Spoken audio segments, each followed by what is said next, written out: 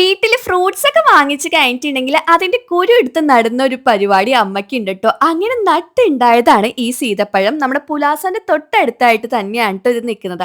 5, 6 ഉണ്ടായിട്ടുണ്ട്. 5 അത്യാവശ്യം വലുതാണ് ട്ടോ. നമ്മൾ കടയിൽ നിന്ന് വാങ്ങുന്ന സൈസ് ആയിട്ട് തന്നെ കിട്ടിയിട്ടുണ്ട്. ബാക്കി 2, 3 ഭയങ്കര ചെറുതായിട്ടാണ് കിടക്കുന്നത്. അത് ഇനി വലുതാവോ ഇല്ലേ എന്നുള്ളത് അറിയത്തില്ല ട്ടോ. വീട്ടില് ആദ്യമായിട്ട് ഉണ്ടായതാണ് ട്ടോ. കഴിഞ്ഞ തവണ 2, 3 ചെറുതായിട്ട് ഉണ്ടായിട്ടുണ്ടായിരുന്നു. പക്ഷെ അത് കരിഞ്ഞു പോയ അങ്ങനെ തന്നെ. അപ്പൊ ഇത് ആദ്യമായിട്ട് ഉണ്ടായി കണ്ടപ്പോൾ ഭയങ്കര സന്തോഷമായിരുന്നു.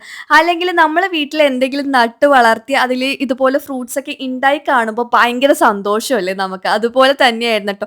എനിക്കിത് എങ്ങനെയെങ്കിലും ഒന്ന് പഴുത്ത് ആദ്യം തന്നെ പൊട്ടിച്ച് കഴിക്കണം എന്നുള്ളൊരു മൈൻഡ് ആയിരുന്നു കേട്ടോ. പിന്നെ എനിക്ക് സീതപ്പഴത്തിനെക്കാളും കൂടുതൽ ഇഷ്ടം ആന്തച്ചക്കയാണ് കേട്ടോ. മിക്ക വീടുകളിലും അത് കാണുന്നതാണ്. അതങ്ങനെ കടകളിൽ ഞാൻ ഇതുവരെ കണ്ടിട്ടില്ല കേട്ടോ. ഇതിനെക്കാളും കൂടുതൽ ടേസ്റ്റ് ആന്തച്ചക്കയ്ക്കാണ്. ഉറുമാമ്പഴം എന്നൊക്കെ പറയും. നിങ്ങളുടെ നാട്ടിൽ അതിനെന്താ പറയണെന്ന് പറ ട്ടോ.